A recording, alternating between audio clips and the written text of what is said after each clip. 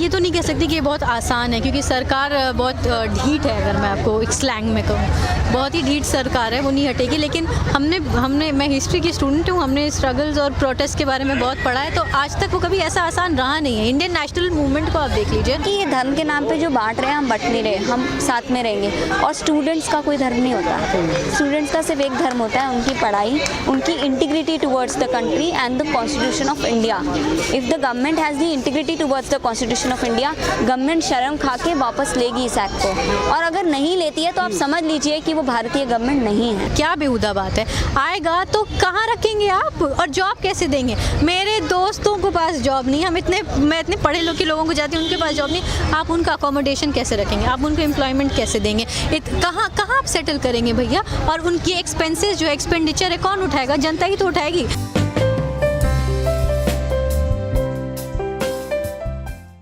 ज़ैनब, क्या कहना चाहती हैं? यहाँ आई हैं, लगातार विरोध प्रदर्शन हो रहा है, लेकिन सरकार जो है वो अभी भी 1 इंच भी पीछे हटने के लिए तैयार नहीं है। तो हम भी 1 इंच पीछे हटने के लिए तैयार नहीं है। शाहीन बाग की औरतों ने तो उस दिन ऐलान कर दिया था कि अमित शाह जी कह रहे थे हम 1 इंच नहीं हटेंगे, उन्होंने कहा था हम 1 मिलीमीटर भी नहीं हटेंगे। तो आप कुछ भी कर लीजिए, हमारे पास क्या है? जनता क्या ही कर सकती है? जनता के पास आर्मी तो है नहीं ना, जनता के पास उनकी आवाज़ है, जनता के पास स्ट्रेंथ है। आप जनता की तादाद को कभी भी नहीं हरा सकते, ठीक है? उनके पास मिलिट्री है, हमारे पास नहीं, पर हमारे पास तादाद है, we have population, we have strength. तो वही हमारा स्ट्रेंथ है, हम आएंगे, प्रोटेस्ट करेंगे। ज़ैनब, अभी लगता है कि कुछ सरकार बैकफुट पे आएगी आपको, जो आप जिस मकसद से निकले हुए वो मकसद में कामयाब? देखिए, मैं ये तो नहीं कह सकती कि ये बहुत आसान है, क्योंकि सरकार बहुत ढीठ है। अगर मैं आपको एक स्लैंग में कहूँ, बहुत ही ढीठ सरकार है, वो नहीं हटेगी। लेकिन मैं हिस्ट्री की स्टूडेंट हूँ, हमने स्ट्रगल्स और प्रोटेस्ट के बारे में बहुत पढ़ा है, तो आज तक वो कभी ऐसा आसान रहा नहीं है। इंडियन नेशनल मूवमेंट को आप देख लीजिए, सालों साल चला वो। तो लोग अगर पहले ही हार मान जाते तो ऐसा नहीं होता। अगर अभी नहीं असर हुआ तो आने वाले दौर में असर होगा, लेकिन आवाज़ उठाना बहुत ज़रूरी है। लेकिन ज़ैनब जी, देश भर में आंदोलन चल रहा है पूरे देश में, लेकिन इसी आंदोलन के बीच सरकार कल एक नोटिफिकेशन जारी कर देती है कि सीए को लागू कर दिया गया है पूरी तरह से। तो फिर क्या इस आंदोलन से? ये उन्होंने बहुत ही कनिंगली किया। ये सारा मुद्दा जेएनयू की तरफ था, उन्होंने अचानक से नोटिफिकेशन पास करवा दिया। अच्छा तो बिल्कुल हुआ नहीं है, and it is difficult to fight it also. मैं ये नहीं कहूँगी कि बहुत आसान और पीसफुल प्रोटेस्ट से शायद एकदम से सब खत्म हो जाए, ये भी नहीं दिख रहा है। लेकिन हमारे पास ऑल्टरनेटिव क्या है as normal citizens of the country?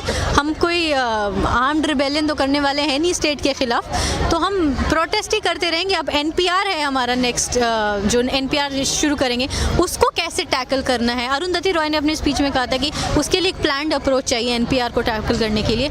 तो ऐसा हमने सोचा है कि हम सब ग्रुप्स जुड़ के देखें कि एनपीआर को कैसे टैकल किया जा सकता है। आपको नहीं लगता क्या इस जितना भी प्रोटेस्ट देश भर में हो रहा है, ये लीडर लेस प्रोटेस्ट है? कहीं ना कहीं उसका फायदा तो नहीं उठा रही सरकार?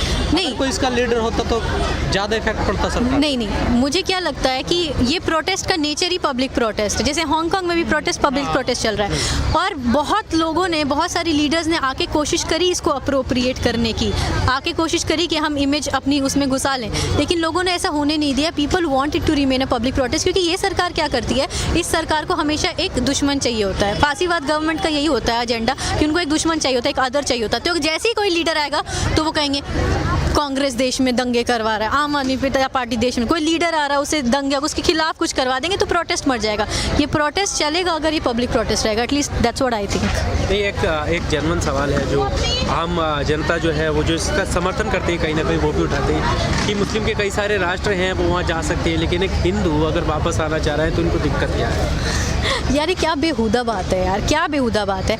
आएगा तो कहाँ रखेंगे आप, और जॉब कैसे देंगे? मेरे दोस्तों को पास जॉब नहीं, मैं इतने पढ़े लोग के लोगों को जाती हूँ, उनके पास जॉब नहीं। आप उनका अकोमोडेशन कैसे रखेंगे? आप उनको एम्प्लॉयमेंट कैसे देंगे?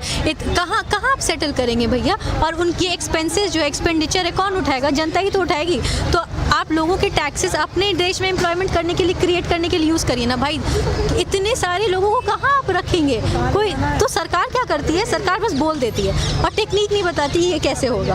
तो ये हिंदू और जो आपको क्या लगता है कि ये सरकार इसलिए कर रही है कि वो बहुत ज़्यादा प्यार कर दी है दूसरे देश के लोगों से, इसलिए नहीं कर रही, वो इसलिए कर रही है क्योंकि वो इस देश को हिंदू राष्ट्र में कन्वर्ट करना चाहती है. It is not for other countries and the people, it is for this country and the conversion of this country into a fascist and Hindutva राष्ट्र.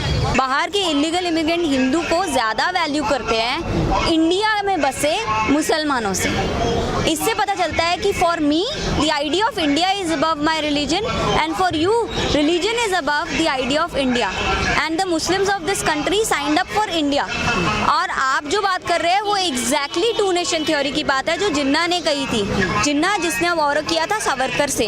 तो आप टू नेशन थ्योरी की बात कर रहे हैं कि जो हिंदू है वो यहाँ आ जाए, जो मुस्लिम है ये वहाँ आ जाए. तो हम तो यही तो कह रहे हैं कि तुम CAA में रिलोकेशन करना चाह रहे हो लोगों को धर्म के बेसिस पे. फिर तुम बोल रहे हो नहीं ये नहीं करना चाह रहे. फिर तुम क्वेश्चन पूछते हो कि हिंदू अगर आ जाए तो कोई प्रॉब्लम नहीं, मुसलमान चले जाए तो कोई प्रॉब्लम नहीं.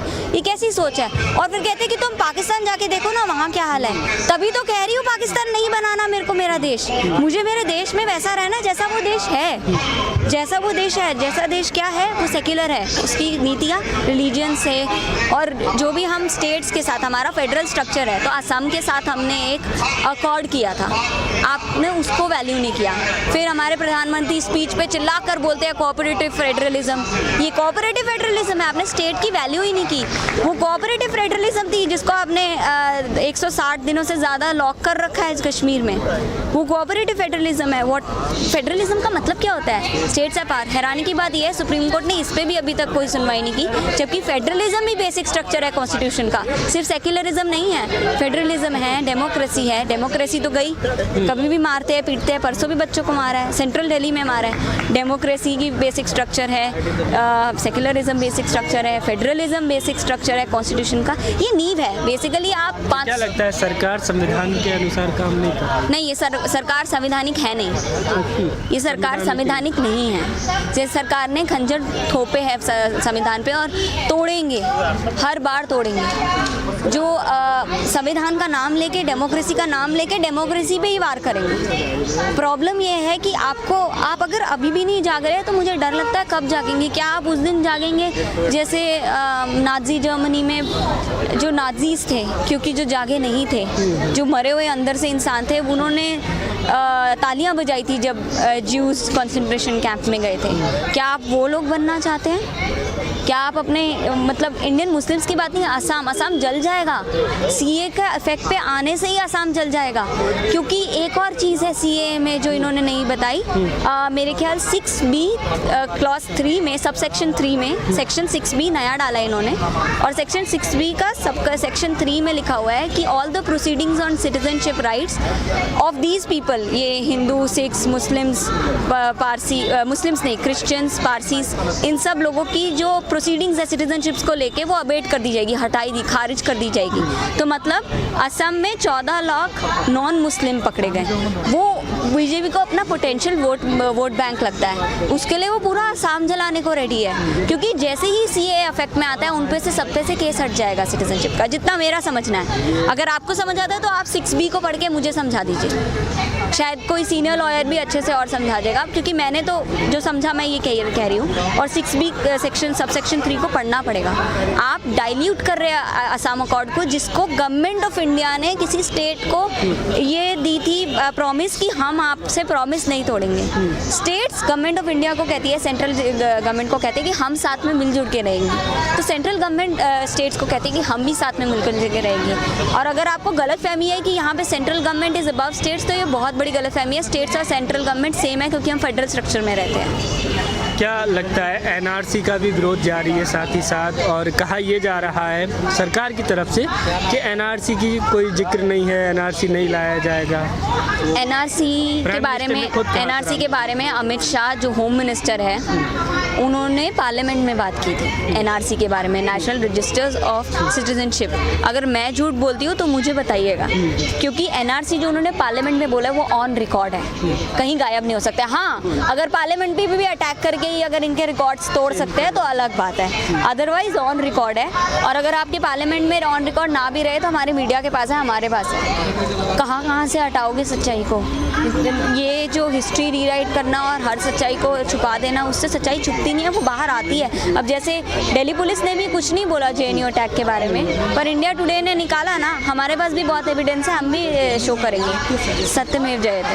साथ ही लास्ट सवाल है मेरा कि अब क्या विकल्प नज़र आ रहा है जब सरकार जो है एक के बाद एक जो है अपने फैसले लागू कर रही है, वो नहीं देख रही है कि जनता कितना विरोध कर रही है, जनता कितनी परेशान है। सरकार अगर इस देश की होती, भारतीय होती, तो हमारे भारतीयों की बात सुनती, क्योंकि वो भारतीय नहीं है, वो हिंदुत्ववादी है, इसलिए वो देश की सुन नहीं रही। इससे प्रूव होता है। और जितना ही ऐसा करेगी, जितना हमको पीड़ित करेगी, हम पे मारेगी, हम पे लाठियाँ और गोलियाँ चलवाएगी, उतना हम सब और ज़्यादा इकट्ठे आएंगे। आपको लगता है हमारा हौसला टूटेगा? तो हम इतने से सितम से नहीं टूटेंगे। हिंदू की बात कही जा रही है, लेकिन क्या हिंदू प्रभावित नहीं होंगे इस कानून से? मैं तो हिंदू, मतलब नाम तो मेरा हिंदू ही है, पर प्रभावित तो सारे के सारे जाएगा तो सबको प्रभावित सबके आएंगे। मतलब हैरानी की बात है, इज्जत ही नहीं है, कोई सेल्फ रिस्पेक्ट नहीं है। कोई भी उठ के आके बोल रहा है, जिसको आप इलेक्ट कर रहे हो वो आपको आके बोल रहा है कि मैं तुम्हारा प्रधान सेवक हूँ, पर तुम सेवक को बताओ कि क्या तुम इतने लायक थे कि मुझे इलेक्ट कर सके। मतलब कोई सेल्फ रिस्पेक्ट नहीं है क्या?